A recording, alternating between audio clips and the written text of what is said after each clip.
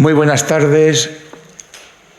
Damos comienzo a la segunda parte de la sesión fulgentina octava que organizan conjuntamente, en una pequeña tradición que va tomando cuerpo, el Instituto Teológico San Fulgencio, los que vienen a estudiar por la mañana, y también el ECO, por la tarde, el Instituto Superior de Ciencias Religiosas San Fulgencio.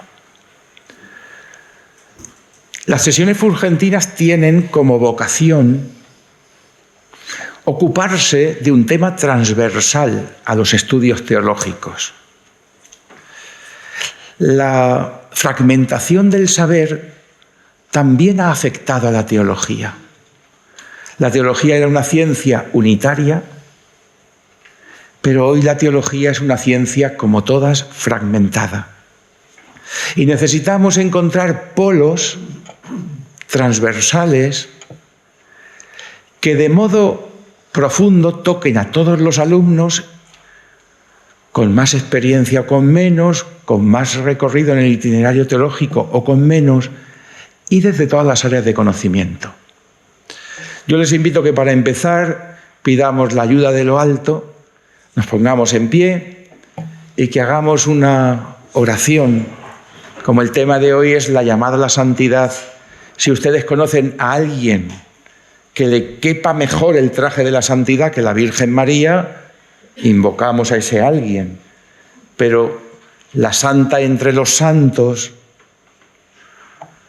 la hija del Padre, la madre del Hijo y la esposa del Santo Espíritu, es la que nos va a ayudar a entender nuestra vocación a la santidad que todos tenemos, y también, como Madre de la Iglesia, a descubrir cómo la Iglesia a lo largo de todos estos siglos ha ido haciendo un itinerario objetivo que proyecte la luz que refleja cada santo en la Iglesia universal y en la humanidad, más allá del tiempo, a lo largo de los siglos.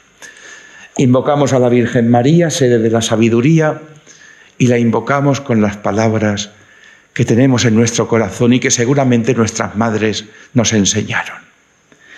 Dios te salve María, llena eres de gracia, el Señor es contigo.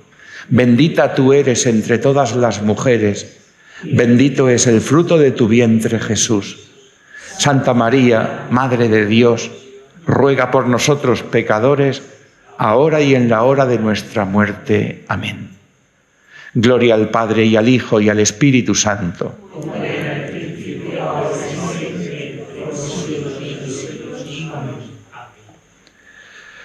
No vamos a comenzar esta sesión presentando a los participantes, porque ustedes luego, si les gusta, irán y dirán: a ver, ¿quién es esta Lourdes Grosso y García por su madre, nacida en Cádiz? ¿Y quién es este Fernando del Moral, nacido en Madrid? No me equivoco, ¿verdad, Fernando? Nacido en Madrid como tantos santos. Un sacerdote diocesano, una religiosa misionera idente, y al que creo que podéis conocer es a don Antonio García Valverde. Pues don Antonio de Beniaján, nacido en Churra y un benemérito sacerdote de esta diócesis que está en el 8º piso, 8.0, y ya ha subido 2 peldaños del 8.0. Como decía don Pedro Legaria, ya tengo ganas de verlo santo. Como decía don Pedro Legaria, hay que gastarse y desgastarse. Y él se está gastando y se está desgastando en el ministerio sacerdotal. Yo escucho a veces, poquito, pero lo escucho, un programa de Radio Nacional de España. Yo es que oigo varias emisoras. No soy hombre de un solo libro ni de una sola emisora de radio.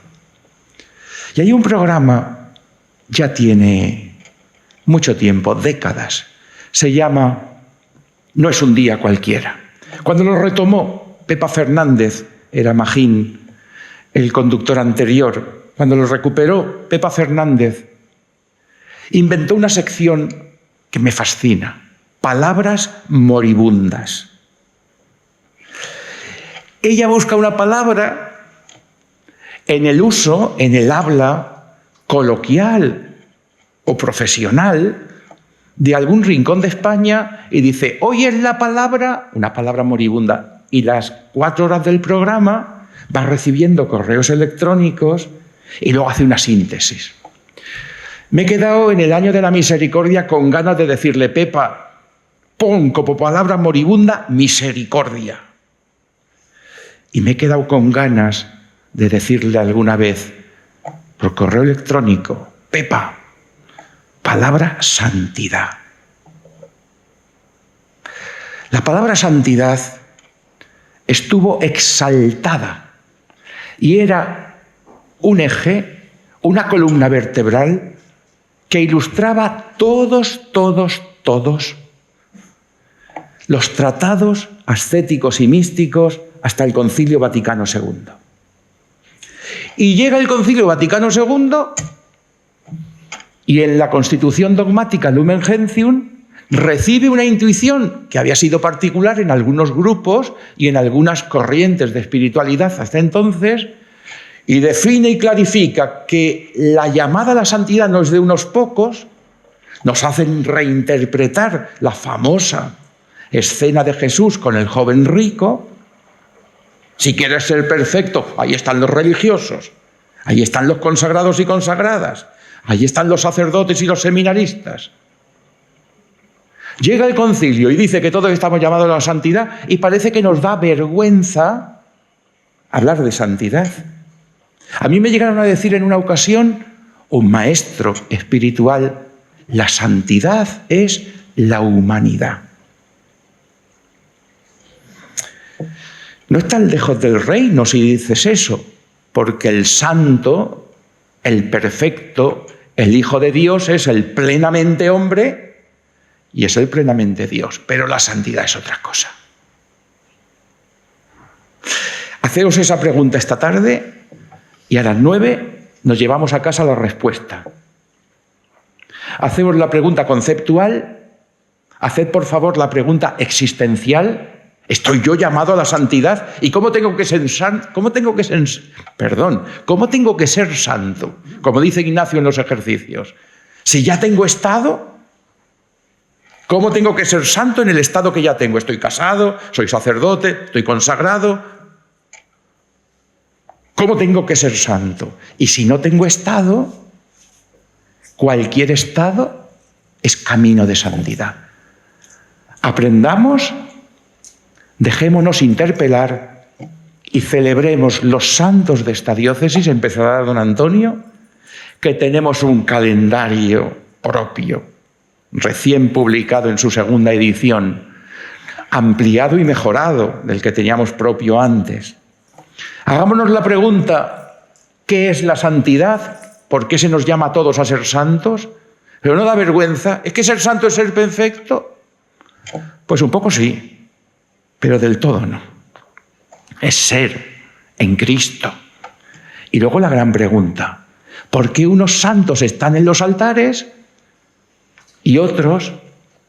Porque no son todos los que están, pero hay muchos que están en la santidad plena, en la visión beatífica, pero la Iglesia no los ha reconocido. ¿Cómo se hace un santo? ¿Qué es la santidad? ¿Cuántos santos están canonizados en la diócesis de Cartagena? Termino diciendo pronto, en 8, 10, 12, 14 meses, tendremos una gran celebración diocesana. Yo comprometo mi palabra, se queda grabada, como toda la sesión. Tendremos una gran celebración diocesana con santos que por la vía del martirio de todos los estados van a incorporar el calendario local, regional, diocesano, para decirlo bien, o el calendario universal. Muchísimas gracias por estar aquí. Creo que hemos dado tiempo que bajen algunos alumnos más. Y bienvenidos a la sesión vespertina de la Fulgentina Octava, que nos congrega para un tema que a todos nos afecta. Muchísimas gracias, don Juan Carlos, sobre todo por esa profecía que nos has hecho para este año o el próximo, de los 55 nuevos beatos de la diócesis. Muchísimas gracias, doña Lourdes y Fernando, por haber venido a estas jornadas. Nos alegra el tenerles con nosotros para hablarnos con conocimiento de causa de la santidad. Yo, más que nada, voy a hablar de los santos de nuestra diócesis, y no la teoría, sino personificada en santos. Pero antes de pasar, esta mañana he puesto 3 notas que me parece importante de destacar de lo que son los santos. Personas, en primer lugar, enamoradas de Jesucristo. Para ellos, Jesucristo, Dios, todo lo relacionado con la Iglesia, era algo apasionante. Y eso se concretaba en una piedad eucarística muy notable y un amor a la Virgen, pues también muy especial. Los santos, yo diría que no hay 2 iguales, son distintos. Son distintos por la riqueza que tiene el contenido de la santidad. Y el contenido de la santidad es nada menos que imitar a Jesucristo. Y Jesucristo es inabarcable. La riqueza del corazón de Jesucristo, del amor de Dios, como digo, pues es como un diamante que hay que mirarlo por las 70 y pico caras que tiene para poder comprenderlo. Y claro, unos santos imitan un aspecto, otros imitan otro, otros otro, con lo cual está manifestando en la práctica la riqueza espiritual que tiene la Iglesia. La riqueza espiritual por la cantidad de instituciones, de estilos de seguimiento a Jesucristo. Por lo tanto, personas enamoradas. Luego, si leéis vidas de santos, en todos encontraréis una preocupación enorme por los más necesitados, que se concretó pues, antes en ayuda de lo suyo. Algunos daban hasta su propia comida, su propia ropa. De don Juan Sáez pues se habla de que la comida que le acababan de llevar pasó un pobre y se la daba. O que a veces, como llevaba sotanas, el pantalón mismo pues se lo daba al que no tenía. Y fíjate, también de don Juan Sáez se cuenta que su televisión era el sagrario. Y un locutor que tuvo, que se llama don Cayetano Moreno, en la declaración, cuando los testimonios que recogieron, decía que él procuraba bajar muy temprano a la iglesia y siempre se encontraba con que don Juan se adelanta. Bien, pero quiero decir eso, una vida espiritual, una entrega y una donación a los demás increíble, que en muchos se tradujo en instituciones benéficas parroquiales o extraparroquiales de mayor envergadura. Y la tercera cosa que yo diría era la perfección humana, la madurez humana, la categoría humana que el santo va teniendo. O sea, los santos son las personas más alegres, más felices, más dichosas. Las bienaventuranzas les vienen a ellos al pelo. Son dichosos porque han entregado su vida a los demás. Bien, y entonces, pues después de esta enumeración de algunas virtudes de los santos, pues quería hablar de los santos de nuestra diócesis. Tenemos 5 santos nativos, 4 hermanos, los santos cartageneros, San Fulgencio, patrono de la diócesis, Santa Florentina, su hermana, San Isidoro y San Leandro. 4 grandes santos que el Papa Francisco acaba de canonizar a Pedro Soler, un fraile franciscano muerto en Damasco, martirizado en Damasco. Pues ya son 5 nativos. Tenemos dos, diríamos, dos foráneos, pero que los consideramos como nuestros por acontecimientos, digamos, históricos relacionados con nuestra ciudad o con nuestra región, que es San Patricio, que es nombrado patrono de la ciudad de Murcia, y el otro es San Fernando. San Fernando, sí, bien, pues también considerado como nuestro. Luego hay dos que por razones pastorales, también en nuestra diócesis, nuestro obispo, o nuestros obispos, no sé quién había entonces, cuando los admitieron, que son San Francisco de Sales, patrono de los medios de comunicación, de los periodistas, y San José María Escrivá, que tiene también misa propia. Bueno, acaba de publicarse, como decía don Juan Carlos, el propio de la diócesis, el leccionario, el misal y la liturgia de las horas de los santos de nuestra diócesis. Y San José María es conocido mundialmente por su llamada universal a la santidad, viviendo pues todas las exigencias del bautismo que nos hace hijos de Dios y de esa llamada a la santidad del apostolado de todo cristiano. Junto a esos 5, 7, que en este caso serían 9 santos, tenemos varios beatos, beatas y beatos. En los beatos sobresale, por el tiempo que lleva de beato, Andrés Ibernón, de Alcantarilla, también fraile franciscano. Yo esta mañana hablaba del eterno beato, porque también San Juan de Ávila estuvo muchísimo tiempo siendo beato hasta que fue canonizado, y al ser canonizado le nombraban San Beato Juan de Ávila, quedando el beato como un apellido o un punto de referencia. Ya no solamente es santo, sino que es doctor de la Iglesia San Juan de Ávila. Bien, pues luego la Madre Esperanza, la fundadora del amor misericordioso, que esta mañana se hablaba de que en Italia es muchísimo más conocida que aquí en España. De hecho, cuando se busca la Madre Esperanza, lo pone italiana, la han asumido como cosa suya, nacida en España, pero italiana. Esta mañana ponían también el ejemplo de una italiana que en España se le considera más que es Santa Gemma Galgani, una gran santa, y a la que le tienen muchísima devoción. También en Beneja. Luego, beatas Piedad de la Cruz y la Madre Ángela Astors.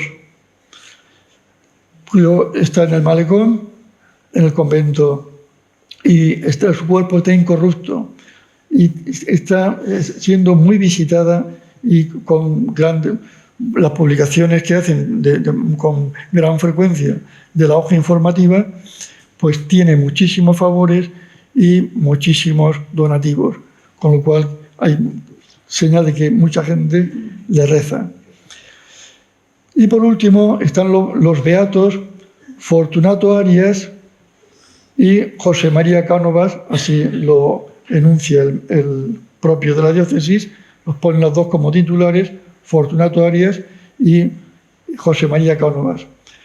José María Cánovas de Totana y don Fortunato, o Beato Fortunato de Almaciles, pero muy relacionado con el Palmar de Murcia, aunque él murió en Ellín, pero el Palmar pues ha tenido la vista, la suerte, la genialidad de traérselo aquí y ser sepultado en la iglesia del Palmar, que después de ser beatificados se sumaron los restos y están puestos ahí en un altar precioso, y tienen también un museo y una asociación preciosa en el Palmar, con lo cual se están moviendo más que los de allí con respecto a él. Tienen una gran devoción. Bueno, también en Almaciles, donde un condiscípulo mío le ha hecho una imagen preciosa, que le ha hecho un escultor, Pepe Hernández, muy conocido por nosotros, y que todos los años, en el mes de agosto, se le hace un novenario, una procesión al Beato Fortunato. En cuanto a los venerables, bueno, perdón, tenemos también más beatos. Tenemos 12, por vía de martirio, 12 sacerdotes, 17 religiosos y 6 laicos. Los nombres están puestos en un folletito donde la liturgia de las horas, ahí tenéis. En cuanto a los venerables, tenemos 3 venerables. Una religiosa, Paula Gil, un sacerdote diocesano, don Juan Sáez, del cual ya he hablado antes, don Juan Sáez, y la Madre María Seiker. La Madre María Seiker, la fundadora de las religiosas de Cristo crucificado, que tienen la suerte, las que están viviendo en la casa madre, de estar viviendo en un pequeño rincón del paraíso terrenal. Hemos leído estos días la creación, pues ahí se ve la creación a obra del Señor, y también se ve la santidad de la Madre. Hay una carreta que está allá, donde recogía a los niños para llevarlos, los niños pobres, para llevarlos al colegio. Hay una serie de frases en unos carteles sembrados por todo el huerto, el jardín y demás, con frases propias de ella que manifiestan pues su grado de santidad. Yo he hablado con alguna gente que dice que la Madre María, primero, que es una mística, que es una santa, y que podía haber sido canonizada o beatificada sin necesidad de milagros. La Iglesia lo exige, ya al ser venerable, pues la espera es que haga un milagro. Quizá no lo consiguen, quizá ya hay 2 religiosos allá de Cristo crucificado, quizá porque le rezáis poco y hay que pedirle cosas imposibles. Para que sea un milagro hay que pedir cosas imposibles, para que sea evidente la santidad de una persona. Y pasamos a los siervos, que son, pues, hay un sacerdote y 55 mártires, a los que aludía don Juan Carlos anteriormente. El sacerdote es don Juan Paco Baeza, nacido en Puente Tocinos, párroco casi siempre en Jumilla, que es donde fundó una casa de acogida para pobres, donde tiene una fama de santidad en el pueblo, donde se le conoce muchísimo.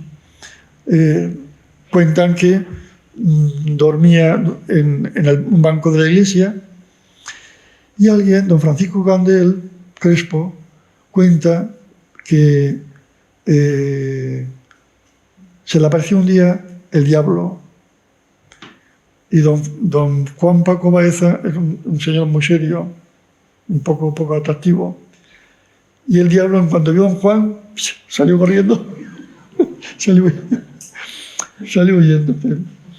Bien, pues de esos 55 mártires candidatos a la beatificación, 33 son sacerdotes, 4 seminaristas, 2 religiosos y 16 laicos. Entre los laicos hay una mujer. No había ninguna, pero un canónigo no recuerdo cómo se llama ahora, pues lo propuso y lo admitimos en la lista.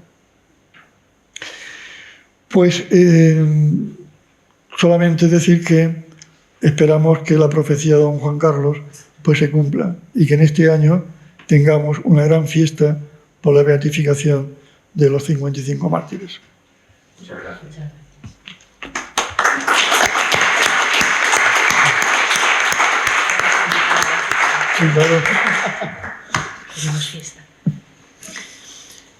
Pues hemos dividido esta intervención en dos partes. Primero, como se anunciaba, una vocación universal a la santidad y, en un segundo momento, el itinerario de eso que hemos venido a llamar la santidad canonizable. Agradecer, en primer lugar, a Juan Carlos su invitación, al director de Ciencias Religiosas y a todos los que habéis querido venir. En esta primera parte, subdividida a su vez en tres, ¿qué es la santidad? Claro, si vamos a hablar de santidad, conviene entendernos, porque si posiblemente salimos de estas paredes, pues la santidad tiene que ver con cosas extraordinarias, la santidad tiene que ver con milagros, la santidad tiene que ver con apariciones, la santidad tiene que ver con multiplicar alimentos, y en eso no está la santidad. En segundo lugar, ¿cómo ser santos hoy? Como se nos decía al principio, lo que nos interesa es que esta sesión no simplemente pues llene las cabezas, sino sobre todo que encienda los corazones, es decir, que cada uno de nosotros salgamos con el deseo de la santidad en nuestra vida. Y para terminar, que sea lo que más tiempo le dedique, los 5 signos de santidad en lo cotidiano. En el año 2000, que la mayor parte de ustedes pues no había nacido, pero en el año 2000 hubo un gran jubileo extraordinario, eran los 2000 años de la Encarnación, se preparó con un gran año mariano, con un año dedicado al Padre, un año dedicado al Espíritu Santo, y el Papa San Juan Pablo II, casi desde su elección parece que entiende que él está llamado a conducir a la Iglesia al tercer milenio.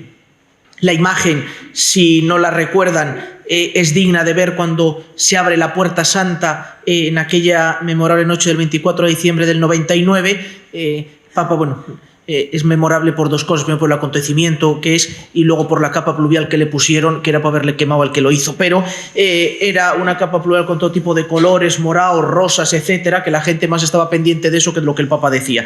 Pero era un Papa ya muy mayor, un Papa muy marcado por la enfermedad, y cómo es él, precisamente en esa limitación, en esa enfermedad, el que introduce a la Iglesia del tercer milenio. Y en ese contexto de año jubilar escribió una exhortación cíclica, la Novo Milenio Ineunte, donde decía que la Iglesia del tercer milenio había de ser una Iglesia basada en la santidad. Veremos después cómo él habla de esa programación de la santidad. Pero, ¿qué es la santidad? Pues entre todas las definiciones que podían darse, vamos a centrarnos en 3. La santidad como un don ofrecido a todos, la santidad como una vocación universal y como un camino de configuración con Cristo. Papa Francisco, en una audiencia, dice, hablando de la santidad, que es como el Señor nos toma a cada uno para sí y nos reviste de sí mismo y nos hace como Él. La santidad tiene como analogado principal al mismo Jesús. No es a nosotros, la pregunta no es ¿cómo puedo ser santo?, sino que es Él el que nos hace santos. De hecho, técnicamente, la pregunta no es qué me falta para ser santo, sino qué me sobra. O sea, porque no nos falta nada, estamos en el bautismo, estamos perfectamente hechos para ser santos. ¿De qué sucede? Que además somos soberbios, perezosos, o sea, que luego hubo unos añadidos. Pero no nos falta nada. La pregunta no es qué me falta, sino descubrir qué es lo que me sobra. Nos reviste de sí mismos y nos hace como Él. A lo largo de la historia de la Iglesia, quizá el concepto de santidad, como nos decía antes Juan Carlos, se ha ido reduciendo, pero esa llamada universal a la santidad está en la misma entraña del Evangelio. Sed perfectos como vuestro Padre Celestial es perfecto. Es el Sermón de la Montaña. Y el Sermón de la Montaña, tal y como aparece en el Evangelio, no es un discurso para los apóstoles, para el núcleo apostólico, de los cuales luego serían sucesores los obispos y colaboradores los presbíteros, etc., sino que es para todos los discípulos. Está hablando a todos los cristianos. ¿Qué es lo que sucede? Que a lo largo de la historia esa llamada a la santidad va degenerando o concretándose en los famosos estados de vida, ¿no? Que hablaba antes también Juan Carlos, que eran fundamentalmente los religiosos, ¿no? Hay un santo canonizado al que yo procuro tenerle devoción, ¿no? Que escribe en sus notas, ¿no? Que él era sacerdote diocesano de Madrid, se formó en mi seminario, todo, pero hete aquí que en unos ejercicios descubre que Dios le pide ser santo. Y entonces abandona el clero secular para entrar en una benemérita compañía que efectivamente le iba a llevar a la santidad, ¿no? Porque el clero diocesano, ni siquiera los sacerdotes diocesanos estábamos en ese estado de perfección, ¿no? Pero es verdad que a lo largo de la historia hay flashes de esa llamada a la santidad. Hemos celebrado hace poco, y salía en el propio de la diócesis, la figura de San Francisco de Sales. La introducción a la vida devota, obra magna del Santo Doctor, lo que es un tratadito precisamente para la santidad en la vida cotidiana. De hecho, se lee en la liturgia de las horas, ¿no? Como de una manera muy divertida, bueno, la casada no puede aspirar a la misma santidad que la cartuja no puede aspirar a la misma santidad que...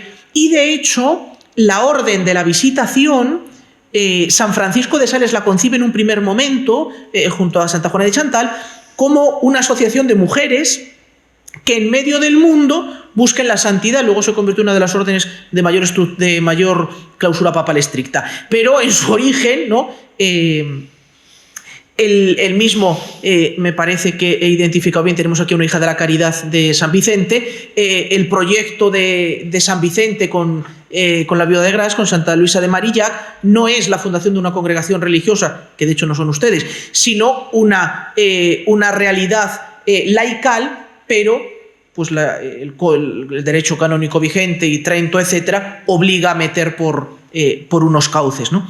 Pero el Vaticano II hace ese llamamiento, ¿no? Recordando que todo cristiano es pues completamente claro que todos los fieles de cualquier estado o condición están llamados a la plenitud de la vida cristiana y a la perfección de la caridad. No es que el concilio invente la llamada universal a la santidad, sino que reconoce lo que ya estaba en el Sermón de la Montaña. Y veíamos con ese texto también del Papa Francisco al principio, que es un camino de configuración con Cristo.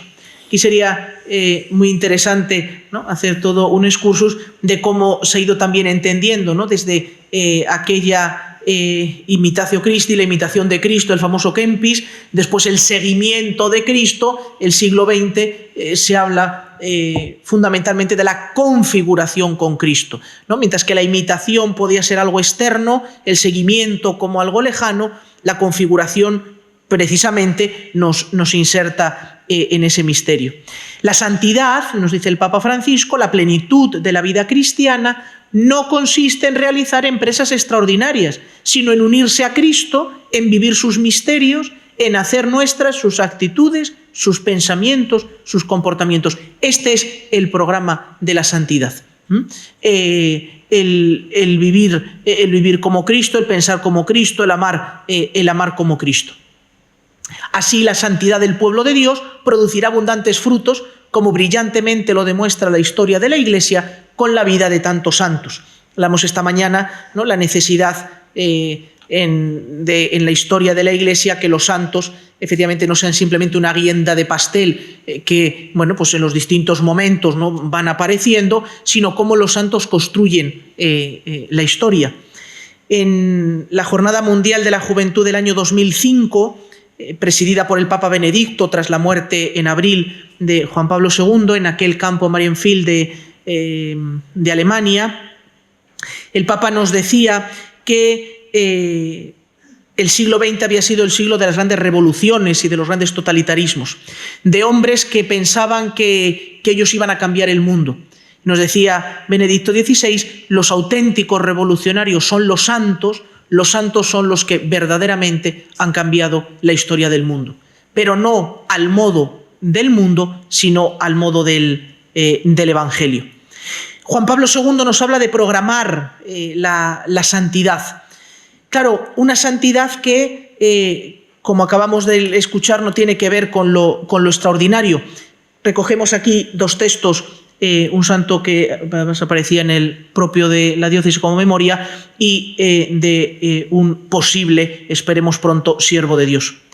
A todos nos llama el Señor, que de todos espera amor, de todos, estén donde estén, de todos, cualquiera que sea su estado, su profesión o su oficio, porque esa vida corriente, ordinaria, sin apariencia, puede ser medio de santidad.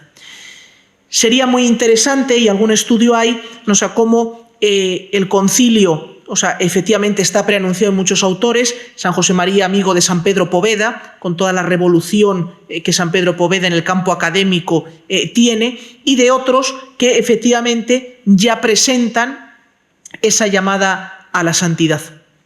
Fernando Rielo, fundador de la familia Idente, que Lourdes es misionera, el santo se examina a sí mismo para conocer si su vida se corresponde con el mensaje recibido y pedir la gracia necesaria para imitar a Cristo.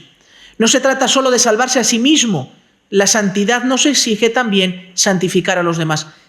Nos quedamos con esta frase porque luego va a ser interesante. La santidad siempre es comunitaria porque es eclesial. El Señor ya desde el Antiguo Testamento quiso salvar individualmente, pero en medio de un pueblo.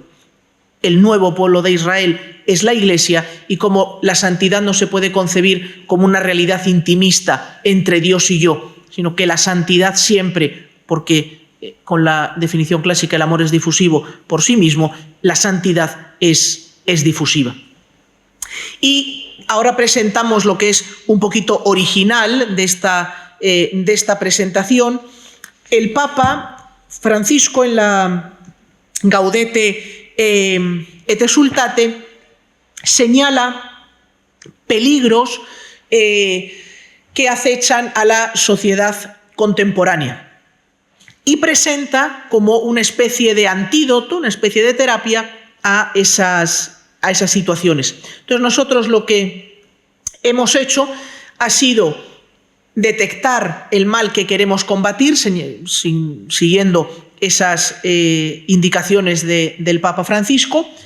En segundo lugar, identificar las notas de santidad específicas, es decir, ante ese mal, cómo reacciona un cristiano. Y en tercer lugar, el aplicar, ¿no?, la palabra de Dios, unas actitudes, y presentar modelos de santidad ya canonizada o en proceso. Algunos riesgos y límites de la cultura de hoy, dándonos cuenta que el mundo es bueno. O sea, la santidad no se puede presentar como aislada del mundo o contra el mundo. Los santos están en la historia, los santos están en medio del mundo, pero es verdad que aun cuando el mundo es bueno porque salió de las manos de Dios, pues a lo largo de la historia ese mundo se ha oscurecido. Pero nunca, y eso es importante darnos cuenta, y los santos lo han tenido, nunca la oscuridad es más fuerte que la luz. Nunca el mal es más fuerte que el bien. Nunca el pecado es más fuerte que la santidad. Por eso presentaremos 5 notas de santidad que aparecen también en la Gaudete et Exsultate, y en tercer lugar, a partir de un texto bíblico y de una vivencia de las bienaventuranzas, vamos a presentar el modelo de un santo. Ese primer faro que hemos llamado nos sitúa ante algo que me parece que es perfectamente comprobable en la vida de cada uno de nosotros, y es la ansiedad nerviosa y violenta que nos dispersa y nos debilita. Si cada uno de nosotros somos sinceros con nosotros mismos, nos damos cuenta que vivimos atacados, y que vamos corriendo a todas partes, y que todo lo queremos para antes de ayer, en una cultura profundamente inmediatista, donde todo tiene que ser ya, aquí y ahora. ¿Y cuál es esa terapia, ¿no?, que nos señala el Papa Francisco? El aguante, la paciencia, la mansedumbre. Claro, el santo rompe el saque a los que tiene alrededor, porque en una cultura donde todo el mundo va corriendo, lo que espera es que el de al lado corra más. Entonces resulta que te encuentras a alguien que no solo no va corriendo, sino que va más despacio y ayuda a los que van más lentos. Y aquí señalamos o ponemos como ejemplo, que ya ha salido, de la venerable sierva de Dios, María Seiker-Gaya, la fundadora de las Hermanas Apostólicas de Cristo Crucificado. Tenéis unos pequeños datos biográficos, pero para los que no la conozcáis, que si sois de Murcia pues ya hay un pecado venial, pero claro, aquí nos encontramos con una mujer de buena posición, casada con un médico muy afamado. Dios no les da hijos. Cuando lees la historia, o sea, Dios se toma su tiempo para escribir la historia y uno entiende lo que a lo mejor ellos en aquel momento no pudieron entender. Y cuando llega la persecución religiosa en 1936, don Ángel, su marido, es martirizado. Es muy bonito los últimos días de don Ángel encarcelado, de las conversaciones, como el día anterior, cuando ya se prevé, ya la sentencia está dada, le pide a su mujer que no se case, que no se vuelva a casar. Ella se lo promete. Es impresionante cómo ella narra el cambio de ser mujer casada a la vocación religiosa. Su marido muere martirizado, ella tiene que huir de aquí porque es la siguiente, la están buscando, es una persona muy conocida, periplo para pasar a la otra zona, se encuentra con otra joven también con inquietudes, funda la congregación y la funda en la que ha sido su casa, aquí en Villapilar, en la que ha sido su hacienda, en la que ha sido... y para ayudar precisamente a aquellos que han colaborado en el martirio de su marido, y cómo ella va a asistir a esa gente, a su casa, y cuando ella entra en casa de esa gente reconoce sus muebles, reconoce sus pertenencias, porque se lo han robado. Porque cuando se hace los juicios, ella no se acuerda de nada, ella no puede testimoniar de los asesinos de su marido porque ella no se acuerda, ella no puede decir nada, ¿no? Claro, ese testimonio, cuando llega la noticia de que María va a ir, la gente se pone tensa, porque claro, ¿qué es lo que se espera? La revancha. ¿Qué es lo que se espera? La condena. ¿Qué es lo que se espera? El rencor. ¿Y qué es lo que se encuentran? Una mujer que perdona, una mujer que olvida, una mujer que sirve, ¿no? La atención a la hija de la caridad presente. Tenemos también en España el ejemplo, ninguno de los que participaron en el martirio, en el asesinato, en el martirio de las hijas de la caridad, que posiblemente sean más de 30 o de 40, no me acuerdo cuántas son ahora, ninguno de esos asesinos cumplió una pena de cárcel. Porque cuando acaba la contienda civil, el general Franco llama a la provincial, una navarra pero afincada en Madrid, que también está en proceso, sus virtudes están aprobadas, Sor Justa Domínguez de Vidaurreta, y le pide que se ocupen las hijas de la caridad de todos los hospitales del Estado, de todos los colegios, ¿no? Y la navarra, que no se plegaba ante un gallego, la navarra le dice que sí, pero que con una condición.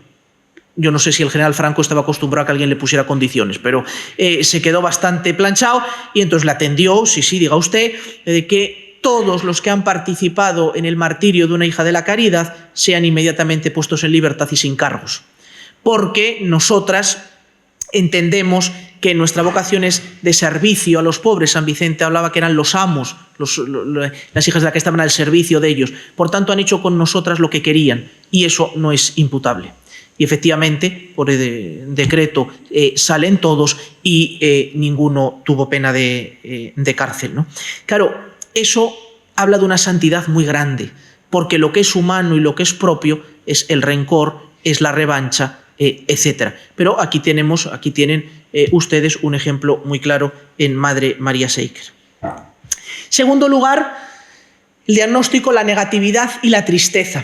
Mi hija me han trasladado a Madrid, que llevaba un tiempo fuera de la ciudad, una población cercana, y ahora utilizo mucho el metro y la gente es muy mustia. Yo estoy como ahora con la protección de datos no se puede, pero es para grabar las caras que hay en el metro. Ustedes de verdad viven amargados, ¿no? O sea, unas vidas, tú vas por la calle y la gente va metida en sí misma y, claro, todo es negativo. Uno ve el telediario, ¿no? Que es un cómputo, o sea, de malas noticias, ¿no? O sea, que uno lee el periódico, lee y dice, bueno, a ver, hoy, ¿qué ha pasado, no?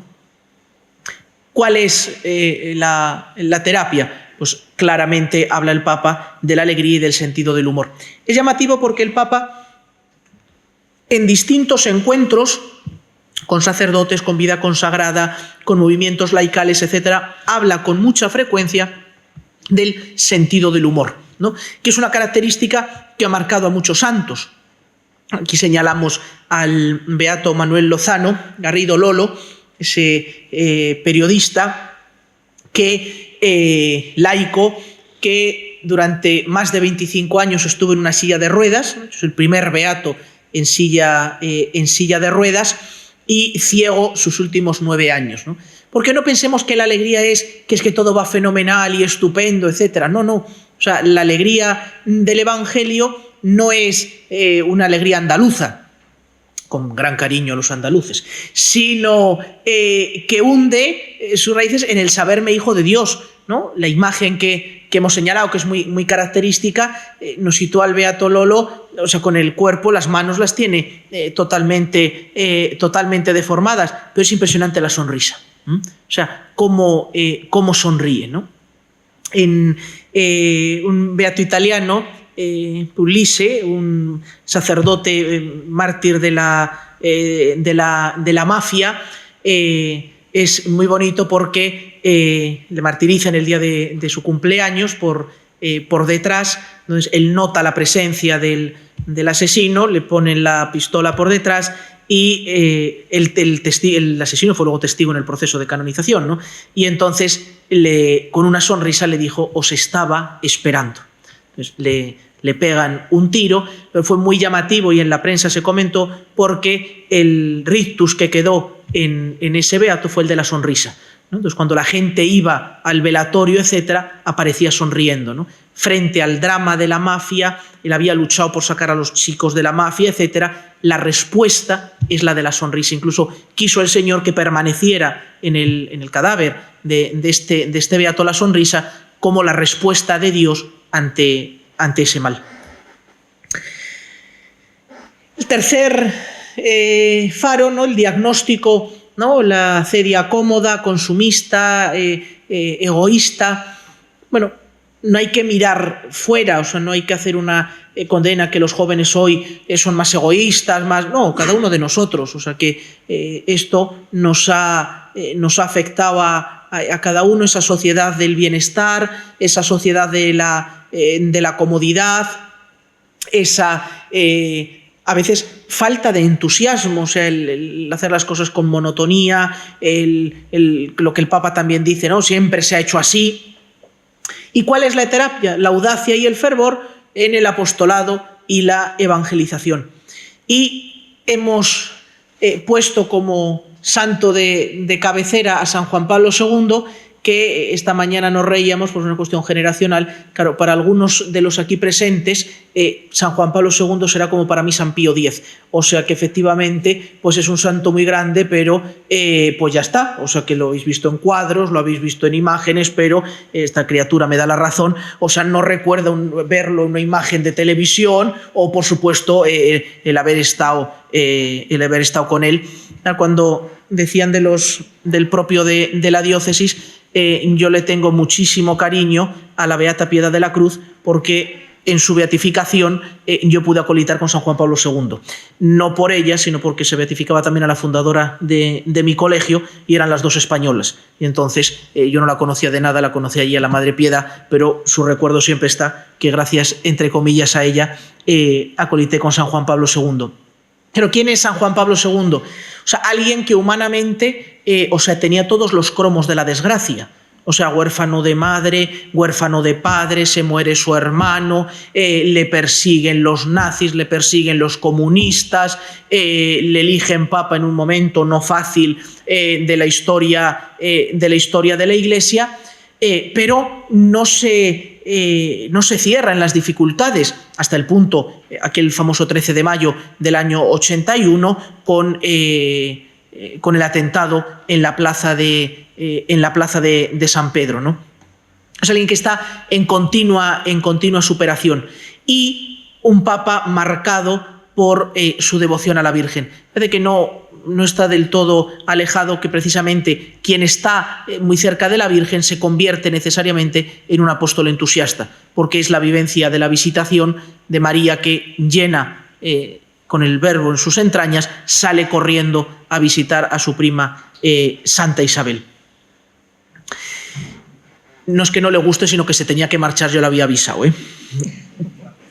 En cuarto lugar, el diagnóstico del individualismo, un mal tremendo en nuestra sociedad, a veces en nuestra Iglesia y en la propia concepción de la espiritualidad cristiana. Lo importante soy Dios y yo, y lo que a mí me gusta o lo que a mí me afecta o lo que a mí me parece, y donde no se busca a veces la verdad, sino el propio subjetivismo de uno, ¿no? Y donde el otro día un profesor universitario hablaba con mucha gracia de la santidad de los estilitas, ¿no?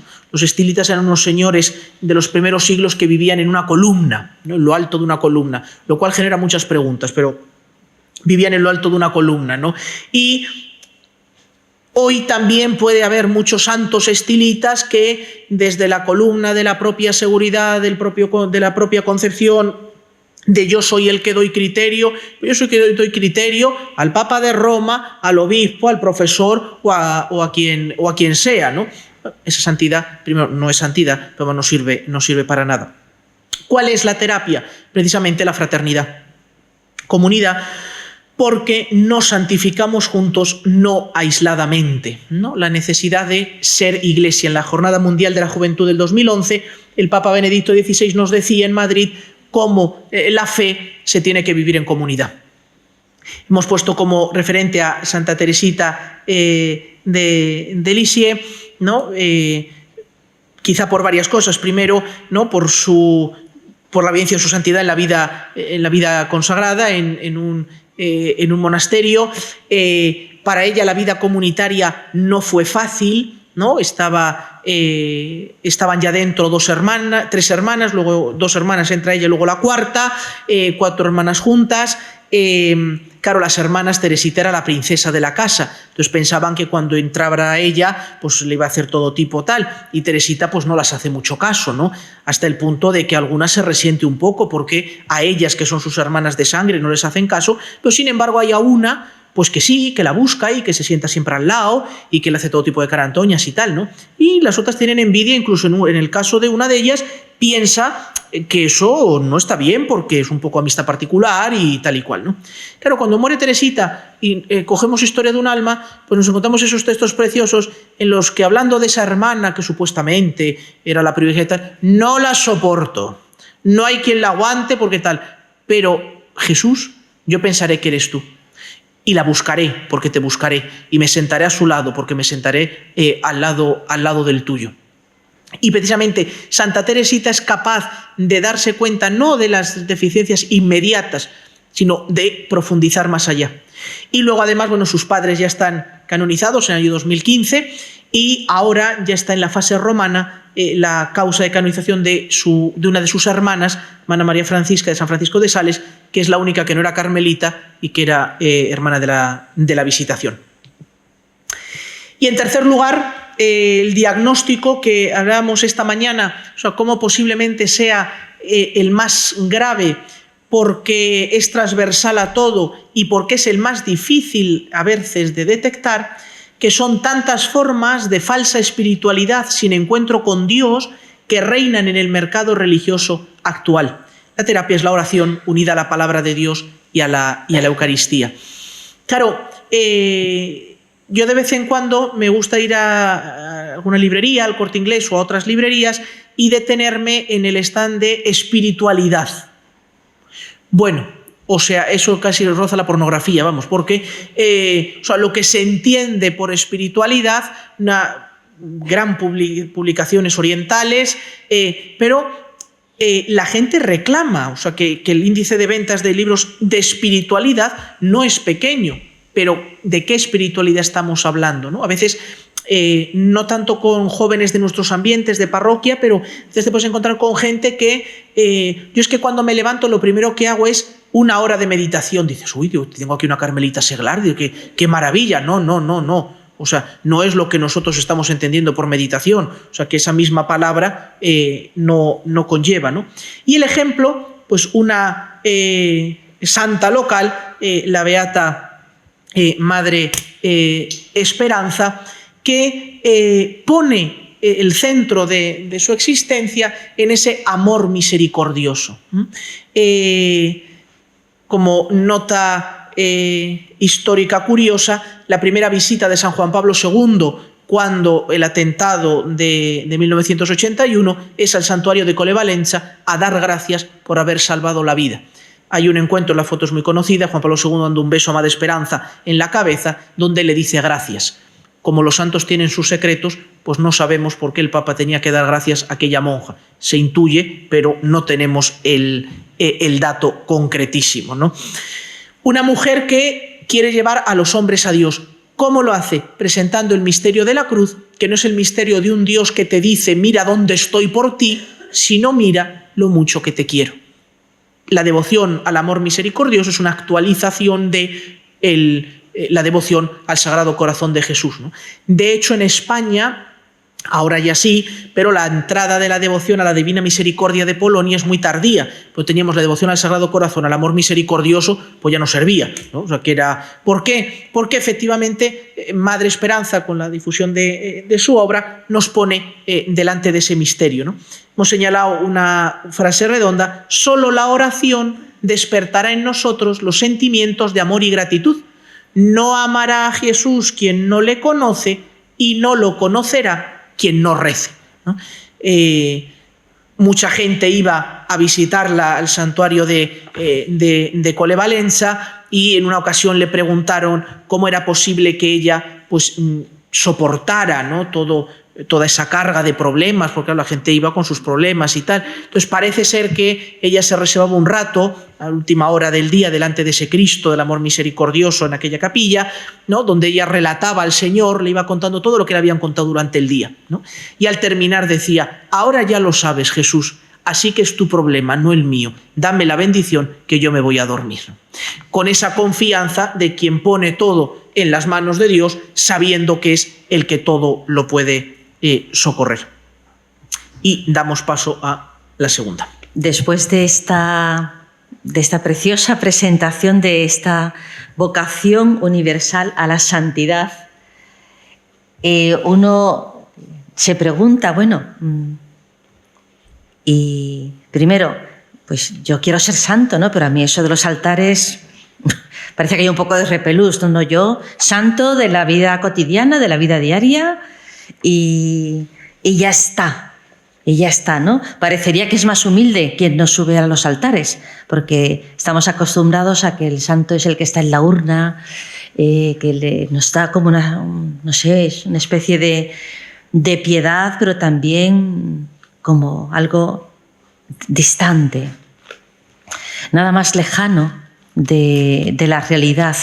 Y lo hemos podido constatar con estos faros que hemos relatado con tanto contenido, don Fernando, y que hemos escogido estos como podíamos haber escogido tantos otros. Estos son los que a nosotros nos ha gustado poner. Son nuestros faros, nuestros santos de cabecera, santos de confianza. Pero la invitación es que cada uno de los presentes, pues seguro que ya lo tenéis, ¿no? Pero si no, os busquéis al menos uno, un santo de referencia, un amigo, un compañero, porque el santo es el santo, beato, venerable, siervo de Dios, todas sus categorías que ahora explicaré. Es aquella persona que Dios pone en mi camino. Lo pone en mi camino. Bueno, todos tenemos conciencia de conocer a gente santa, gracias a Dios, y nunca mejor dicho. Tenemos esta conciencia porque hay algo especial en la gente santa. Me da esa paz, me da esa tranquilidad, me libera de este peso de tristeza de la vida. Después continúo con mi dolor, pero mi dolor está en el Señor, es distinto. Bueno, pues para esto es necesaria la canonización. Para eso es necesario, porque canonización viene de canon, modelo, es alguien a quien la Iglesia pone como modelo, como referencia.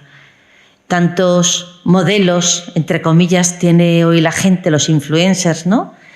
Pues miro a este, hago porque lo ha hecho esto otro, o un futbolista, o un cantante, o quien sea.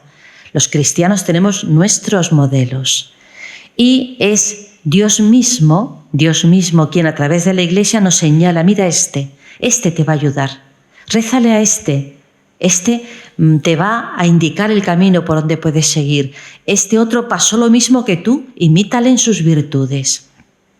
Esto es lo que llamamos santidad canonizable. En esta segunda parte, más breve necesariamente que la primera, por cuestión también de respeto al auditorio, porque además después se puede leer y profundizar, porque hay mucho escrito al respecto, buenos libros que después mencionaré, vamos a hacer sencillamente una mirada muy rápida al itinerario histórico de la canonización. ¿Cómo se hace un santo? El prefecto del Dicasterio de las Causas de los Santos en Roma, que es donde se llevan a cabo estos procesos, nos decía una vez, dice, bueno, es que esto de que nos llamen la fábrica de santos, pues no nos gusta, ¿no? Porque evidentemente los santos no se fabrican, pero en realidad existe todo un proceso para que alguien que tiene una muerte santa llegue a los altares. Porque gracias a Dios, millones de personas, bueno, el cielo está lleno, no sé cuántos, pues casi todos, si no todos, yo qué sé, muchísimos. Pero hay muchas personas que mueren santamente, que viven santamente y que mueren santamente. Pero de entre estos, algunos son los señalados. Y esta forma de señalarle para sacarle de entre el grupo de tantas personas santas y ponerle como luz para nosotros, este proceso ha tenido un itinerario histórico, que lo vamos a mencionar. Y después ya el proceso como tal tiene una serie de condiciones y características, que es lo que quisiera compartir esta tarde con ustedes. Bueno, por enlazar con lo que hemos dicho anteriormente, esta frase del Papa Benedicto, donde dice que la historia de la Iglesia está marcada por estos hombres y mujeres que con su fe, con su caridad, con su vida, han sido faros de muchas generaciones. ¿Cuántos santos o cuántas personas se han convertido en su vida y han llegado a la santidad precisamente por la lectura de otros santos? San Ignacio de Loyola, ¿no? Cuando todavía era un soldado, pues precisamente en su convalescencia empieza a leer libros, historias de santos, y empieza a decir, Santo Domingo, ¿y yo por qué no como él? Se pregunta, ¿y yo por qué no? Edith Stein, en casa de una familia amiga, pues coge un libro, Santa Teresa, se lo devora como buena intelectual en una noche y dice, esto es. Bueno, si no hubiera habido un proceso por el cual Teresa de Jesús o Ignacio de Loyola hubieran sido puestos como faros, no hubiera sido posible que otros, leyéndoles, también sintiéramos la llamada a la santidad. porque claro, nos llega del Evangelio y nos lo ha recordado el concilio, nos lo evoca el magisterio, pero necesitamos personas. Las personas nos contagiamos y nos ayudamos de otras personas. Santa Teresita de Lisieux, ¿cuántas personas leen y cambian su vida por su blog de notas, por su cuaderno de notas, por su diario espiritual? Cada santo es una misión, y no solamente por la que reciben este mundo, sino por la que tienen el cielo. Tienen una misión, por eso les rezamos, para que la cumplan. ¿Cómo se hace un santo? En este itinerario, al principio, siempre la Iglesia ha venerado a aquellos que ha considerado personas cercanas a Dios. Y el primer culto que se recuerda, el primer culto cristiano, es el de los mártires. Porque durante los 3 primeros siglos del cristianismo, ser cristiano significaba que te mataban. Y por tanto, estas personas que eran enterradas en las catacumbas para conservar sus cuerpos, sus reliquias, eran aquellos que eran los puntos de oración, los puntos de veneración y las referencias para decir, bueno, yo sé que si sigo a Cristo voy a acabar como este. ¿Qué sentirían aquellas comunidades cristianas para continuar con su fe?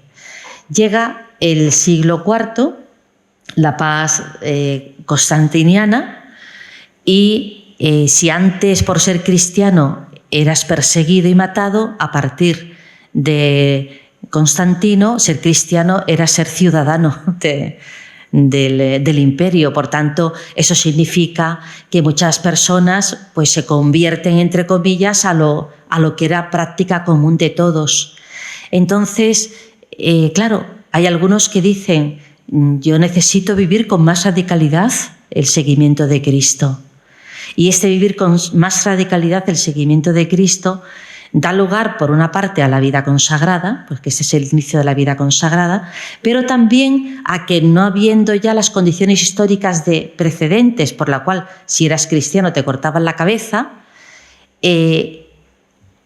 ¿cómo se nota entonces, cómo se tiene entonces la evidencia de que esta persona es singular, es especial respecto de las demás? Porque vive un martirio en la negación de sí mismo. Es decir, el martirio pasa de ser un martirio exterior a una abnegación de sí. Son personas que viven una virtud realmente resplandeciente, lo que se llama una vivencia heroica de las virtudes. Son los que confiesan con su vida la presencia de Cristo. Primero lo confesaban con su sangre, ahora lo confiesan con una vida realmente pegada al Evangelio. Son los confesores. ¿Qué pasa? Que ciertamente podía haber también en un lugar pues, personas con un cierto carisma, también humano, que podían influir sobre otras, podrían tener una cierta fama, y decían, bueno, pues esta persona les canonizaban, entre comillas, pero llega un momento en que la Iglesia, que siempre ha estado presente, porque desde el primer momento los obispos también seguían este proceso, tienen que acoger el desarrollo del proceso para sellar con una serie de características, una normativa, aquellos que podían ser declarados beatos o santos. Es lo que se va a llamar la época de la canonización episcopal. Como veis, esto es coger un hilo conductor en el que habría que profundizar, ¿no? Pero ¿qué pasa? Que también a nivel de los obispos, pues en la época medieval, pues ya sabemos que estaba mezclado el feudalismo, la Iglesia, eran señores a veces, o sea, había una mezcla entre los intereses mundanos, aunque por supuesto había papas y obispos santos, pero también había otros que llegaban al mundo eclesiástico por otros motivos muy vinculados con el mundo feudal de entonces. Pues podía darse el caso de que a lo mejor se elevara a los altares a alguien pues por intereses de esa comunidad, de ese grupo o de ese príncipe de la zona que estaba pues queriendo que su madre o su tía o su hermano o él mismo, hay casos, ¿no?, que se preparaba para ser canonizado cuando llegara el momento. Por tanto, se requiere ya una intervención del Sumo Pontífice que dice, bueno, pues estos procesos tienen que llevar una serie de pautas y un sello del Sumo Pontífice para poder decirse de canonización. Bueno, son las 4 grandes fases en la evolución histórica. Llegando al momento de los sumos pontífices, señalamos la doctrina de 2 pontífices insignes que han marcado de forma muy especial el proceso, el itinerario de canonización. Uno, que es el único cuya doctrina, un aspecto de su doctrina queda vigente cuando ha sido derogado todo lo anterior, como diré más adelante, cuando con el Código del Derecho Canónico del 83 pues se da toda una nueva normativa. Se deroga todo lo anterior con este código, menos una cosita, que es de Urbano VIII, debido que se refiere a la forma de culto. Urbano VIII estudia sobre todo, o él se expresa en aquellos aspectos que hay que cumplir para que solamente reciba culto las personas que ya han sido elevadas a los altares. No es lo mismo una devoción privada, no es lo mismo la piedad popular que la veneración que se debe a un venerable, a alguien, o un santo, o un beato, o un santo. Por eso, en algunas estampas, ya he mirado las de los mártires, aquí pone con licencia eclesiástica, ¿no? Solamente, pero muy bien, está bien puesto. Las estampas siempre pone, cuando son estampas de siervos de Dios, de venerables, suele poner o con licencia eclesiástica, o algunas, también las hay, dice, según el decreto de Urbano VIII no se quiere prevenir el juicio de la Iglesia. Hay algunas que pone explícitamente esto. ¿Qué quiere decir? Que esta estampa que yo te doy para que tú le reces, por ejemplo, mi fundador, abriremos el proceso, como decía él, cuando Dios quiera, ¿no? Fernando Rielo, tenemos una estampa, y en esa estampa, quien ve la estampa dice, antes que es santo. No, ni siquiera está abierto el proceso. Estamos simplemente, creemos, algunas personas, que lo será un día, pero confiamos en él, le pedimos gracias, pero tiene una estampa. Bueno, pero es que, mire usted, es una estampa para la devoción privada. No me he traído, bueno, la tengo en el bolso. Y lo pone, es una estampa para la devoción privada y dice que no previene lo que la Iglesia decida. Si la Iglesia decide que adelante, adelante. Y si dice que para atrás, pues retiraremos la estampa. Bueno, pues este punto se remite nada menos que a Urbano VIII. Y el otro gran pontífice que está muy presente en las causas de canonización, de beatificación y de canonización, es Benedicto XIV. Claro, Benedicto XIV, antes de ser papa, fue promotor de la fe en las causas de los santos. Entonces, claro, y mucho tiempo, él conocía perfectamente todo el entramado que se estaba llevando a cabo en la Iglesia para los procesos de canonización. Y cuando es elevado al pontificado, estructura perfectamente en una grandísima obra que se acaba de publicar, la versión italiana, el último, no sé cuántos volúmenes son, pero no sé si son 6 o 7 volúmenes, una obra, aquí el director de la BAC seguramente lo sabe, pero acaba de salir el último volumen ya bilingüe, ¿no? Con la edición italiana, De Servorum Dei Beatificazione e Beatorum Canonizazione. Y como es un papa que es el que marcó doctrina, el gran marcador de la doctrina, se le llama el Magister. Cuando yo comencé a trabajar en estos ambientes, claro, me decían el Magister, yo decía, el Magister. Claro, cada núcleo profesional tiene su argot propio, ¿no? Entonces, claro, el Magister pues, es el gran Benedicto XIV. El siglo XX conoce el gran desarrollo canónico. En el siglo XX hemos tenido 2 grandes códigos de derecho canónico. El de 1917, el derecho canónico ya sabemos que es la normativa de la Iglesia, ¿no? el de 1917, que regula toda la vida de la Iglesia, toda la normativa, y regula también los procesos, igual que otros procesos, pues los procesos de canonización, y dedica a esto 143 cánones.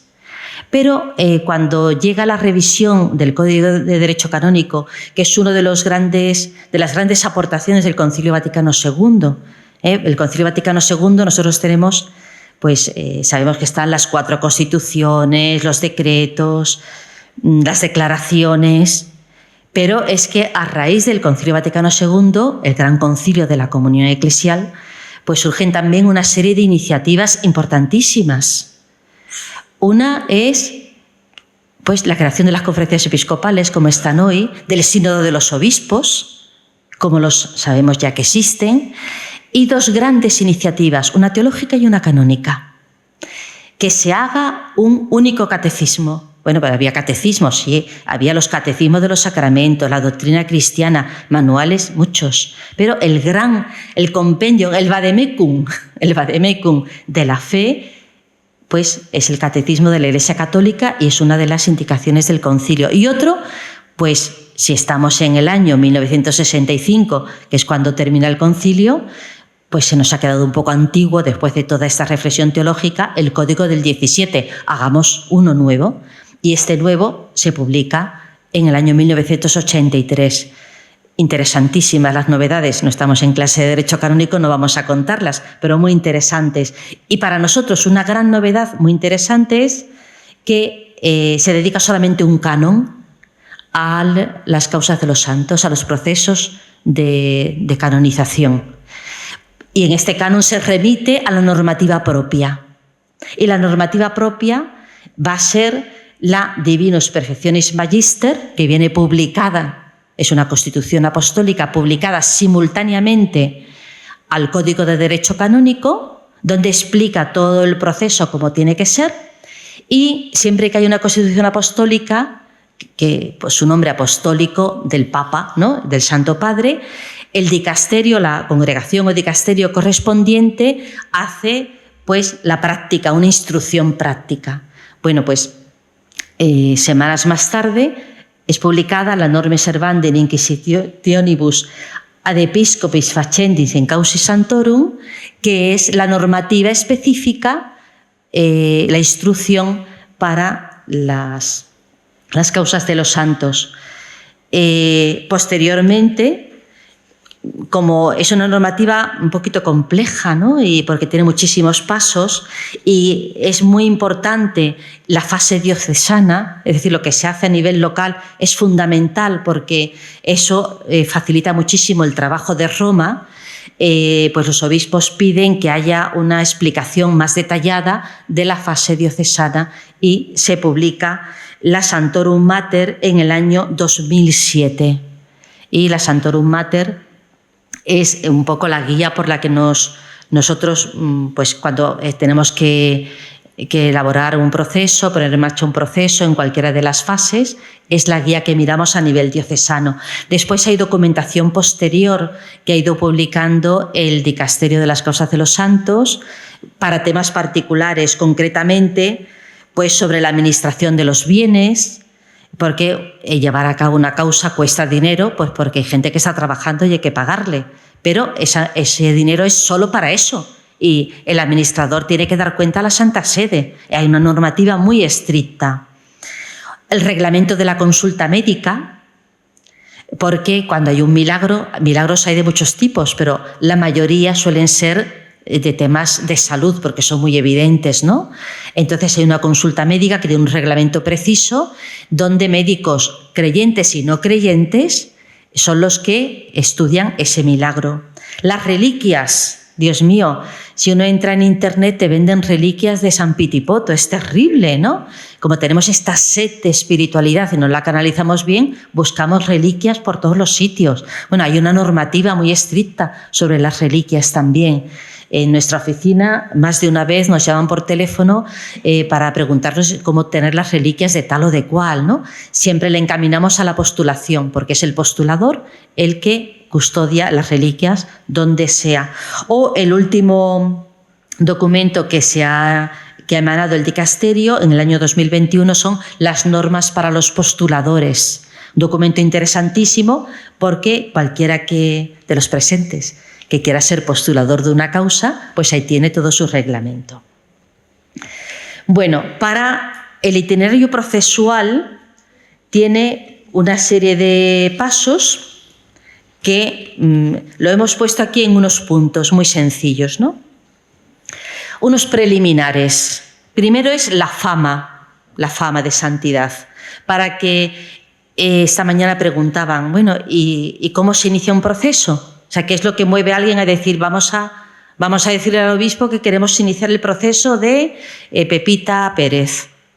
Bueno, pues que esta Pepita Pérez es una persona que entre la gente cercana y no solamente su familia, sino la gente que le ha conocido, incluso más allá, dicen, esta persona era santa. Es que yo cuando tengo una necesidad yo se lo pido a Pepita. Oye, Pepita, ayúdame, es que le rezo. Pero si Pepita no es santa, bueno, pero en mi corazón sí, algo me lleva a considerar, eso es fama de santidad. No es que Pepita fuera muy famosa porque le dieron el Premio Nobel de la Paz, que pudiera ser, sino porque mueve a la devoción a las personas. Bueno, eso es el requisito imprescindible que va a pedir el obispo cuando se vaya a poner en marcha una causa.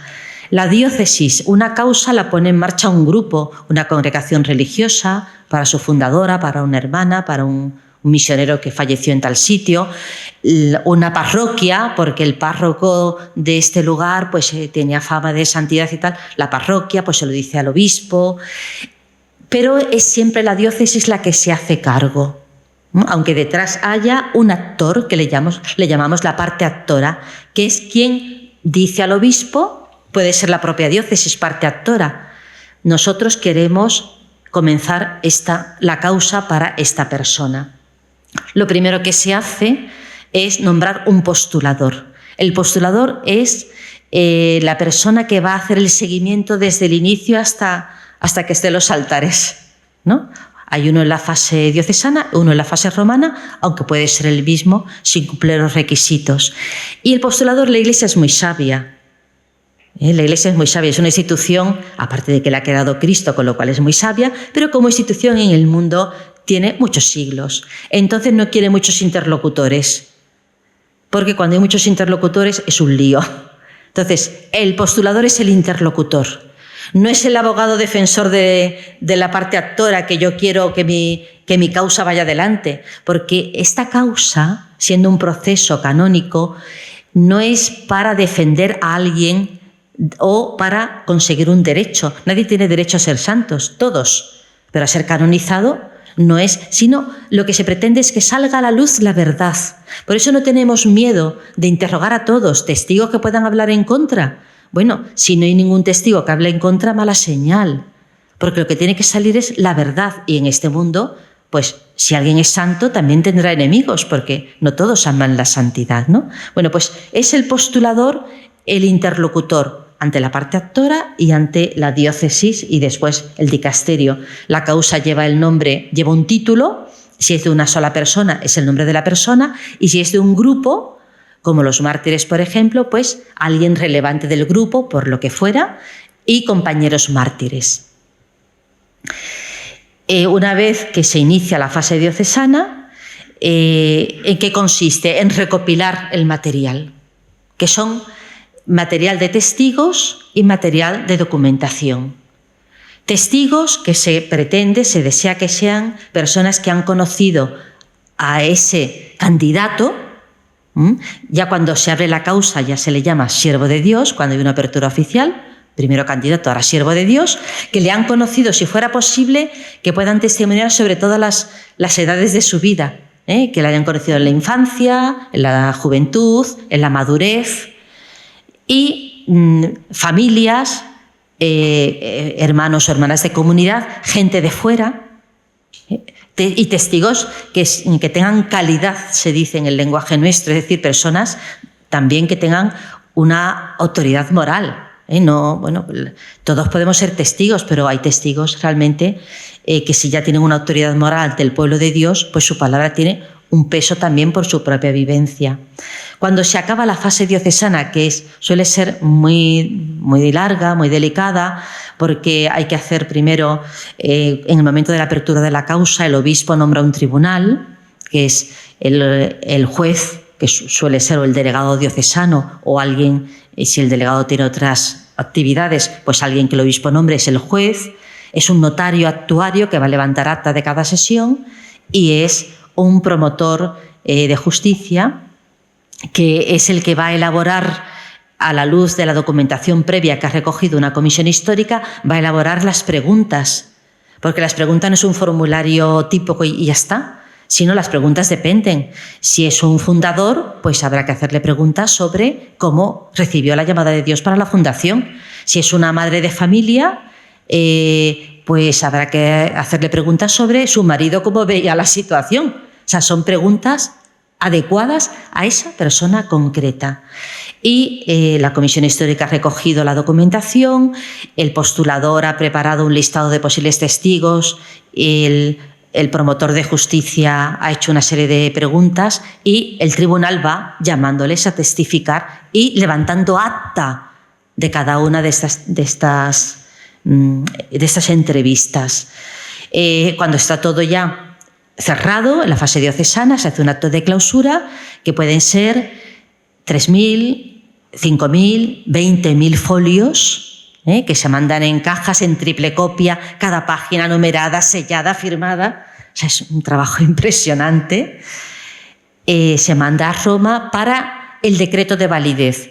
¿En qué consiste el decreto de validez? En que te diga que todo está hecho según requiere, según normativa, según norma. No, a veces sale en la prensa religiosa, nos han dado el decreto de validez de tal persona, a un paso más de la fama de santidad. Sí, pero no, porque el decreto de validez lo único que dice es sobre la forma. Ustedes han procedido según la normativa.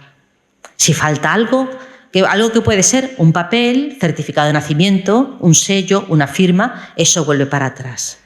Cuando ya se da el decreto de validez, empieza en sentido pleno la fase romana, que consiste en elaborar la positio. La positio es una supertesis doctoral, porque de miles de folios, con muchísima información, hay que sacar un documento que pueda ser legible, porque ¿quién se va a leer todos los folios? Entonces, para hacer eso está el postulador romano y se le asigna un relator. En el Dicasterio de las Cosas de los Santos está el relator general y son 5 relatores, 7, nunca me acuerdo del número, 7 relatores que es para diferentes lenguas. Bueno, pues a uno de ellos se le asigna como el profesor, entre comillas, que acompaña la tesis doctoral. El relator acompaña al postulador romano para la elaboración de la positio, que tiene también una estructura muy, muy clara. Una vez que la positio se ha ya elaborado según normativa, encuadernado adecuadamente, se pasa a la primera consulta. Bueno, aquí pone el juicio de los consultores teólogos, porque ese siempre es imprescindible, pero casi siempre, o dependiendo de las causas, pero es muy habitual que haya una comisión previa, que es de los consultores históricos. Por ejemplo, las causas de los mártires de la persecución religiosa en España, como finalizó la persecución oficialmente en el 39, tenemos hasta entonces, pues ya han pasado muchos años. Entonces ya se requiere una comisión histórica que evalúe la documentación.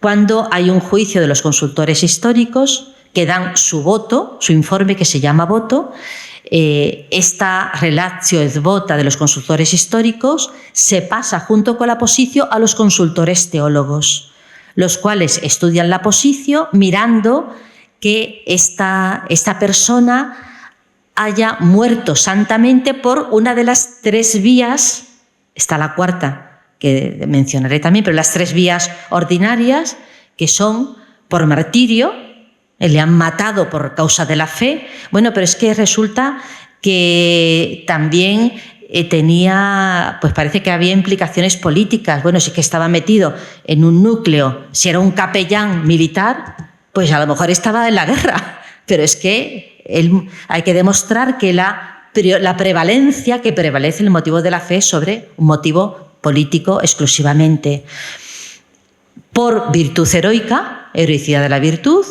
o por ofrenda de la vida por caridad. Alguien que por caridad, por salvar a otro, muere. Después está la beatificación equipolente, que es alguien que históricamente tiene fama de santidad y pues el Papa le reconoce esta santidad.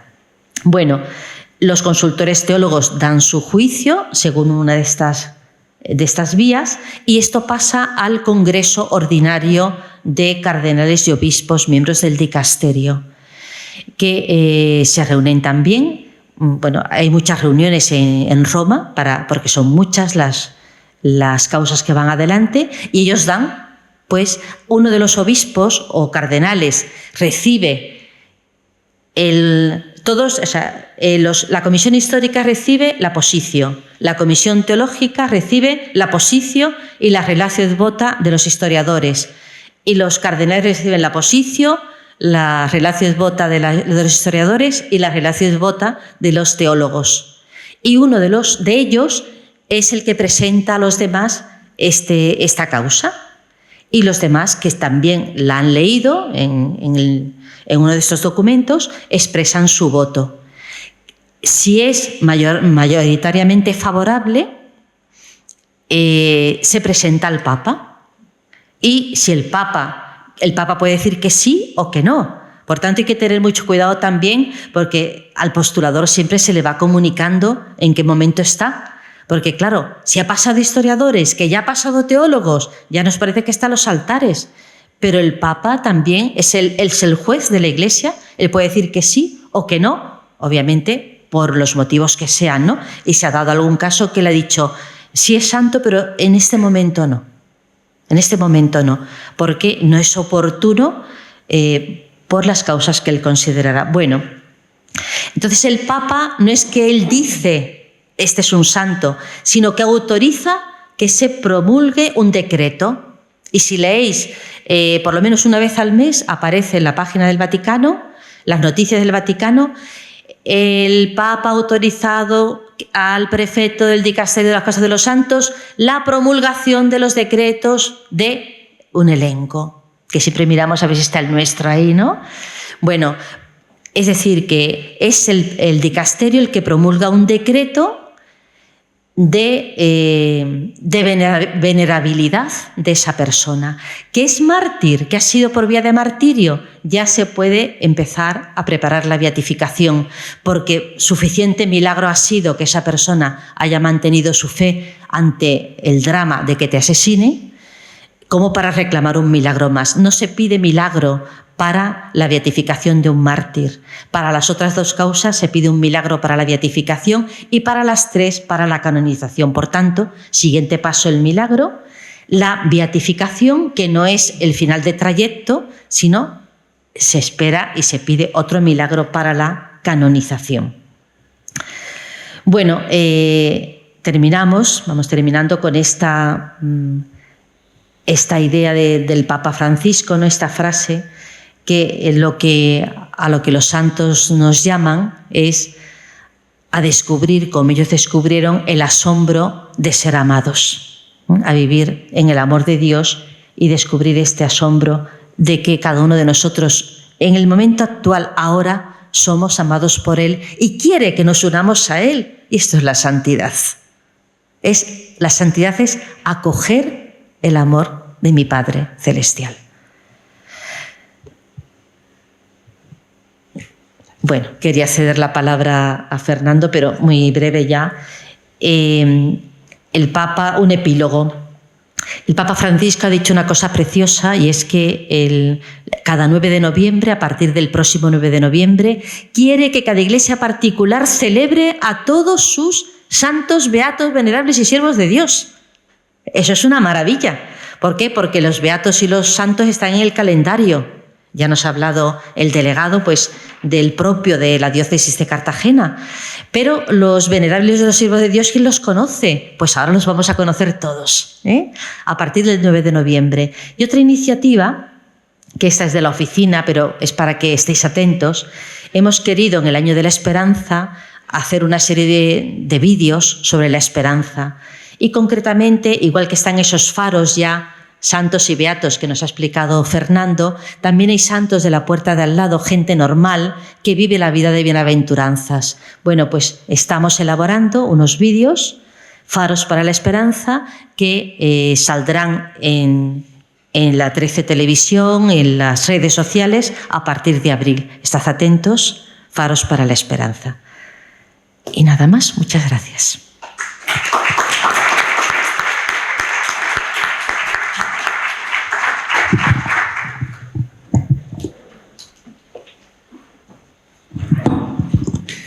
En unos minutitos, en este tiempo que nos queda, pues les damos la palabra. Han estado ustedes muy atentos y yo creo que impresiona ver en su conjunto que este eje axial de la vida cristiana, que es la llamada universal a la santidad, se concreta y se encarna, y también en nuestra tierra de España y en nuestra Iglesia Universal. Si alguien quiere hacer alguna pregunta, las hacemos todas las preguntas a la vez y ellos desde la mesa pues van haciendo las respuestas. Don Jesús Estrada está pidiendo la palabra. Lo primero, agradecer la sesión fulgentina. En segundo lugar, a los ponentes por su magnífico trabajo y yo lo agradezco. Y en tercer lugar, la pregunta que va dirigida a la mesa. Me llamo Jesús Estrada, como ha dicho mi querido director. El Día de Todos los Santos celebramos todos los santos, ¿no? Yo siempre he pensado que es verdad que tenemos muchos santos en los altares. En el santoral hay más de 1000, creo, pero hay muchos santos que son nuestros vecinos, que a lo mejor no los conocemos, pero que son santos. ¿Estoy equivocado con ese razonamiento o estoy acertado? Esa es la pregunta. Muchas gracias. ¿Alguna pregunta más, por favor? Buenas tardes, muchísimas gracias, especialmente a don Juan Carlos por invitarnos a la ponencia de la mañana y de la tarde, porque efectivamente el prisma masculino y femenino no tiene nada que ver y bueno, por la extraordinaria exposición que habéis hecho, ¿no? 3 cosas muy concretas. Una, preguntarle a don Antonio si nos puede explicar esas estampas de colores que hay en la mesa y si se pueden coger. Y la segunda, preguntar a doña Lourdes y a don Fernando si esta documentación vamos a poder acceder a ella, porque a lo mejor nos puede resultar útil pues, para los alumnos o en cualquier momento, ¿no? Para consultarla y nada más, algo muy eminentemente práctico, ¿no? Muchas gracias. ¿Hay alguna preguntita más? Don Alejandro Gambín, ¿no tiene usted preguntas? ¿Hay algunos santos en el Valle de Ricote? Un beato en Archena. ¿Cómo se llama? Don José Sánchez Medina. Un mártir del siglo XX. La única mujer de la lista, también del Valle de Ricote, natural de Blanca. ¿Cuál es su nombre? María Purificación Gómez Valiente. Los santos están entre nosotros. Aunque no lo diga don Antonio, todas esas estampas tienen que desaparecer ahora. Se lleva cada una un puñado, las reparte y cuenta lo que hemos contado. Don Antonio. Solamente una preguntilla más. Perdona. ¿Una preguntita más? Sí. Entonces, no. Don Víctor Pajares, ¿le conocen? Algunos. Entonces, como esta mañana de refilón se habló de los santos doctores, estamos en una sede académica, entonces, por pura curiosidad, así como Urbano VIII y Benedicto XIV fueron los fundamentales en reglamentar la canonización, ¿no?, de los santos, ¿quién se encargó de reglamentar, ¿no?, el nombramiento de esos santos, de nombrarlos doctores? Porque de lo que entiendo, ¿no?, dijeron que para ser doctor de la Iglesia o doctora de la Iglesia, primero tienes que ser santo o santa. Esa pregunta de curiosidad. Pues explico las estampas.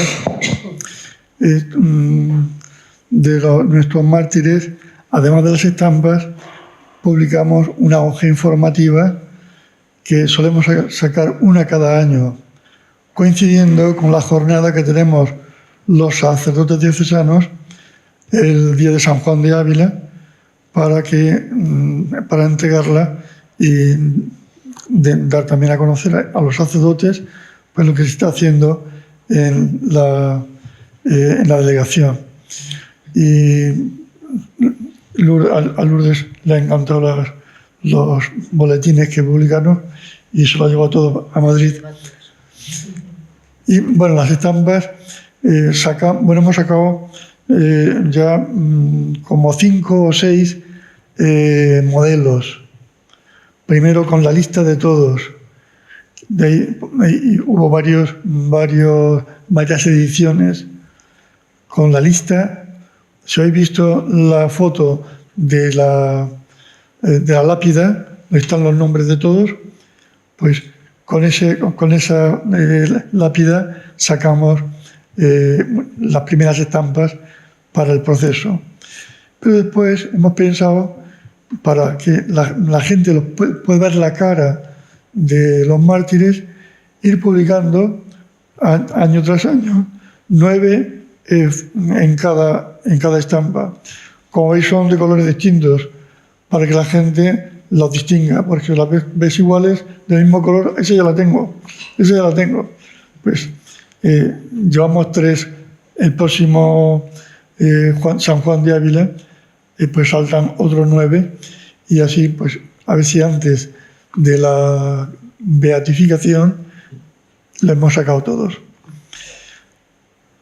Lo que decía don Juan Carlos, que desaparezcan todas las estampas y todas las hojas informativas de la Madre María Seiker, que he traído más para que os llevéis, así como de don Juan Paco y don Juan Sáez, todas las estampas que hay ahí, que os podéis llevar todas las que queráis para vuestra devoción privada personal y también para darlo a conocer. Vamos a hacer el álbum de los santos de la diócesis de Cartagena, ¿no? Con las estampas. Esta la tengo, esta no la tengo. Y si se adelanta la beatificación, pues se hacen varias estampas todas juntas, no hace falta esperar. Bueno, voy a responder a la pregunta de la documentación, de si se puede acceder a esta documentación. En realidad, Fernando y yo, para preparar esta ponencia, nos hemos servido de textos ya publicados, fundamentalmente, que antes dije que iba a citarlos y no los he citado, con lo cual agradezco esta pregunta. Un texto fundamental que no has enseñado, querido Juan Carlos. Enséñalo, porque quien esté interesado en todo el proceso, este es el manual. Manual de las causas de los santos, que es la versión en español del Studium, del texto del Studium que se hace en Roma. Por una genialidad de la BAC y iniciativa del obispo de Córdoba, don Demetrio, que era pues un discípulo del cardenal Amato, que en paz descanse, prefecto de las causas de los santos, pues quería el cardenal Amato, que sabía que la hermana de don Demetrio era una religiosa que también falleció pues hace un par de años, era traductora, le dijo: Demetrio, ¿por qué tu hermana no traduce este manual del Studium de Roma? Y don Demetrio pues le dijo: bueno, sí, pero si me permite también hacemos una cosita para formar en las causas de los santos en la diócesis, en Córdoba, en Andalucía. Bueno, pues así empezó la cosa y se hizo la versión española de este manual gracias a la BAC. Y gracias a la providencia, pues lo que iba a ser un cursito para los sacerdotes de Córdoba se ha convertido en un curso para toda España que se imparte, promovido por la Oficina de las Causas de los Santos, se imparte en la Universidad San Dámaso, la Facultad de Derecho Canónico, se puede seguir online también, porque hay parte presencial y parte online, y con el diploma que confiere el Dicasterio de las Causas de los Santos. O sea que Esta cosa de los santos te sorprende siempre. Este es el texto principal que hemos utilizado. Por cierto, siguiendo con la propaganda, el próximo curso, este gran curso es el lunes de todo un año y lo hacemos en años alternos. El año que viene toca, por si a alguien le interesa. Y después hay en la Oficina de las Causas de los Santos una serie de textos que hemos ido publicando de la Conferencia Episcopal Española sobre estos temas. Y concretamente nos hemos servido para esta conferencia de un texto que se llama La santidad, vocación y canonización. Más claro, ¿no? ¿Y qué vamos a hacer? Pues nuestra intención cuando hacemos conferencias de este tipo es transformarla un poco en material didáctico y colgarla en la web de la Conferencia Episcopal para que quien quiera pues pueda acceder a ella. O sea que nos deis un poquito de tiempo y la colgaremos en la web de tal manera que se pueda acceder al texto, al PowerPoint y a la referencia bibliográfica. Te cedo a ti la palabra para... Pues efectivamente vas bien encaminado con lo del 1 de noviembre de Todos los Santos. O sea que en una misma, dice el texto de la oración colecta, en una misma celebración se nos permiten celebrar los méritos de todos los santos. Ahí es donde están todos. Los de la puerta de al lado, los de la ventana de arriba y los del pórtico. O sea, ahí están todos, ¿no? Y efectivamente una representación de esos es el calendario litúrgico que cada uno tiene. Y luego el Papa con el que comienza es el Papa San Pío V. Es el que le quiero. Luego es verdad que ha ido porque ahí se hablaba, para ser doctor de la Iglesia, sobre el aspecto que la teología o los escritos de ese santo tenían que tener, que con el caso de Teresita de Lisieux, por ejemplo, se vio la doctrina eminente, se vio analizada de otra manera. Han sido siempre varones hasta que el Papa San Pablo VI declara doctora de la Iglesia a la primera, a Teresa de Jesús, luego ya Catalina de Siena, Teresita de Lisieux y Santa Hildegarda. Y luego, como para eso tengo la piel un poco sensible, simplemente una corrección o nota jocosa al joven del fondo que hablaba, Alejandro, que en su pueblo había un mártir de la guerra civil. Pues hijo mío, no, porque la guerra no da mártires. La guerra da caídos, la guerra hay bandos. Lo que sucede es que en medio, que eso sí que es muy particular nuestro, en medio de una guerra civil hubo una persecución religiosa, pero que ya había comenzado antes de la guerra. Los primeros mártires los tenemos en el año 34 y el conflicto empieza el 18 de julio del 36. Porque eso sí que me parece que es importante. O sea, la Iglesia no ha beatificado ni ha canonizado nunca a mártires de la guerra civil española, porque no puede. Porque o sea, la guerra civil no da mártires, una guerra. O sea, la Segunda Guerra Mundial no dio mártires. Hay mártires en una persecución religiosa. Entonces eso que a nosotros nos cuesta, pero tenemos que hacer un gran esfuerzo, es muy importante, porque nosotros podemos quizá entender, pero de fuera no. Nos está hace poco en un congreso fuera de España y efectivamente se hablaba de los mártires franquistas. Échale hilo a la cometa, ¿no? Pero, o sea, la guerra no da, ¿no? Lo que sucede es que hubo una persecución religiosa, comienza no física, pero sí en cuanto a los edificios el 11 de mayo del 31, con la quema de los primeros conventos y el saqueo de las imágenes. Las primeras víctimas son el año 34 en Asturias, que ya hay varios beatificados, y el grupo de los canonizados es de ahí, de los de La Salle y un padre pasionista, luego el padre Poveda, pero son mártires de una persecución religiosa, que efectivamente llega al auge en el contexto de una guerra civil, pero no, el 6 de noviembre no es la memoria de todos los mártires de la guerra civil, no, sino de la persecución religiosa del siglo XX en España. Ni siquiera españoles, porque también tenemos uruguayos, escolapias, tenemos argentinos y franceses, ¿no? Que no les da tiempo a huir por la diplomacia. Permíteme. Yo le contestaba a Alejandro diciendo los mártires del siglo XX. He sido discreto, como luego estará grabado, lo miras porque a veces el concepto ayuda o el concepto confunde.